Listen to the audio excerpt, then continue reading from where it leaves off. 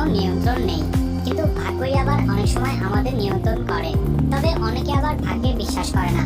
তারা মনে করে তাদের যা কিছু ভালো মন্দ ঘটছে তা শুধু তাদেরই কর্মফল। বন্ধুরা, আজকের ভিডিওতে এমন কিছু ভাগ্যের ঘটনা দেখানো হবে যা দেখে সত্যি আপনার মনে হবে এটা শুধু ভাগ্যেরই কাজ, কারণ এই ঘটনাগুলোতে মানুষের কোনো রকম হাত ছিল না। যে কোনো সময় ভাগ্য কতটা দরকারি তার উদাহরণ এই ভিডিওটি। বাচ্চাদের সব কাজে তাড়াহুড়ো, এবং ছোট থাকতে আমরাও একই কাজ করেছি। ঘটনাটি নিউজিল্যান্ডের। একটি স্কুল বাস ক্লাস থেকে বাচ্চাদের নিয়ে আসে এবং রাস্তার পাশে থামে। ভেতর থেকে কিছু বাচ্চা বের হয়ে আসে, আর যখন তাদের বাসটি চলা শুরু করে তখনই তারা আশপাশে না দেখে রাস্তা পার হতে গিয়ে এভাবে দৌড় দেয়।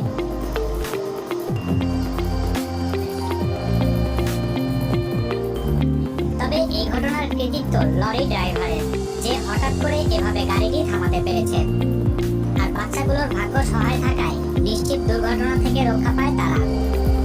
টাকা থাকলেই স্পিডবোট নদীতে নামানো যায়, কিন্তু ড্রাইভিং না শিখে যে স্পিডবোট ড্রাইভ করা যায় না এটা জানতে আক্কেলের দরকার হয়। আর এই লোকটার প্রথম জিনিসটা থাকলেও দ্বিতীয় জিনিসটা নেই, আর সে কারণেই এই অবস্থা। তবে লাখ টাকার স্পিডবোট নষ্ট হলেও ভাগ্যের জোরে কিছুই হয়নি এই লোকটির।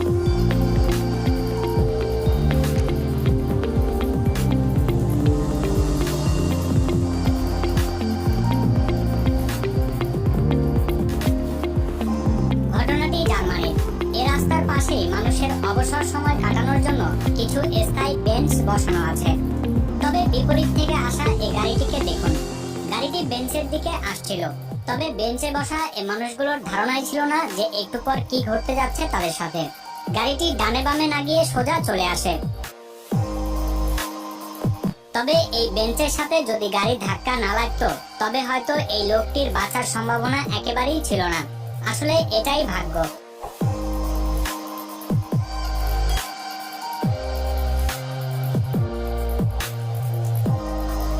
থাইল্যান্ডের এই ঘটনাটির কারণ ভিডিও দেখে বোঝা সম্ভব হয়নি, হয়তোবা গাড়িটির ব্রেক ফেল হয়েছে।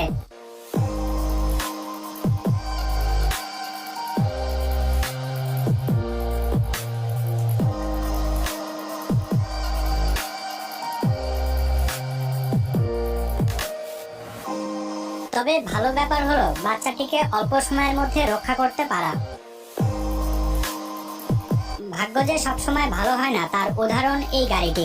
স্পিড ব্রেকার থাকায় গাড়িটি স্লো করে, আর তখনই পেছন থেকে আরেকটি গাড়ি ধাক্কা দেয় এই গাড়িটিকে। এরপর পেছনের গাড়ির সাথে ঝগড়াঝাটি শেষ করে যখন তারা সিগন্যালে দাঁড়ায় তখনই আবার ওপর থেকে একটি গাছ ভেঙে পড়ে গাড়ির ওপর।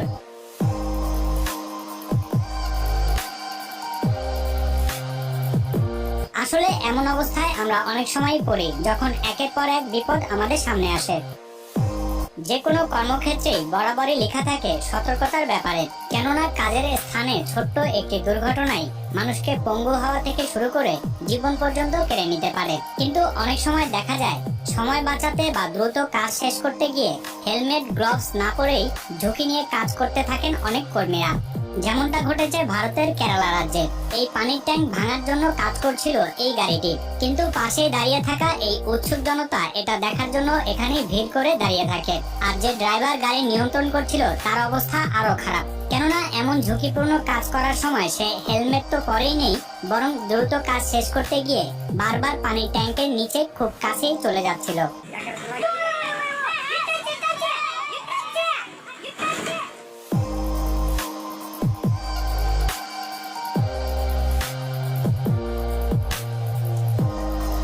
কিন্তু ভাগ্য ভালো হওয়ায় ট্যাঙ্ক গাড়িটির একেবারে ওপরে গিয়ে পড়েনি, আর তাতে ভাগ্যের জোরে এবারের মতো প্রাণে বেঁচে যায় এই ড্রাইভার।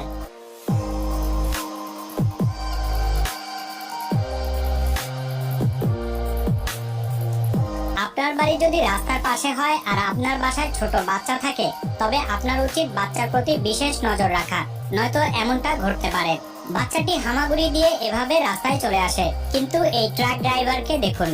সে বাচ্চাটিকে রাস্তায় দেখতে পেয়ে গাড়ি থামিয়ে ট্রাকের মধ্যেই বসে থাকে, কিন্তু বাচ্চাটিকে রাস্তা থেকে সরায়নি। অথচ পাশ থেকে আসা গাড়িগুলো বাচ্চাটিকে দেখতে না পেলে হয়তো মারাত্মক কিছু ঘটে যেত। পৃথিবীতে এমনও মানুষ হয়।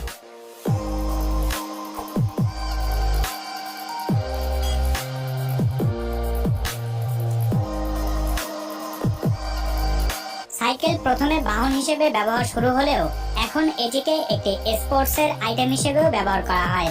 সাইকেল দিয়ে পাহাড়ে চড়া হয় কিংবা বাড়ির ছাদে। আসলে কোথায় চালানো হয় না এই সাইকেল?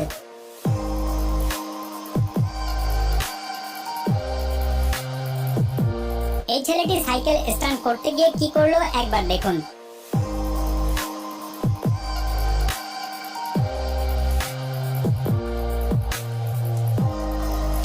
এই ঘটনার জন্য ছেলেটির ভাগ্যই একমাত্র তার সহায় ছিল। কয়েক ইঞ্চি ডান বাম হারালেই ছেলেটা প্রাণ হারানোর পর্যাপ্ত ঝুঁকি ছিল। বনে ঘুরতে আসা এ দর্শনার্থীকে শুধু সাহসী বললে কম হয়ে যাবে। বন থেকে হঠাৎ বিশাল হাতিটি তার সামনে চলে আসার পরেও সে একটুও ঘাবড়ে যায়নি, বরং হাতিটিকে ভিডিও করতে থাকে সে।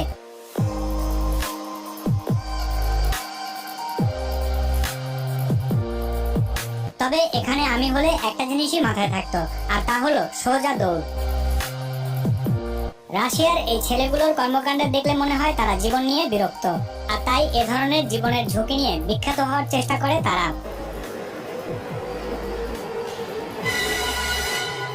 একবার দেখুন, মাত্র এক মুহূর্ত এমন তেমন হলেই ছেলেটির দেহ ছিন্ন ভিন্ন হয়ে যেত।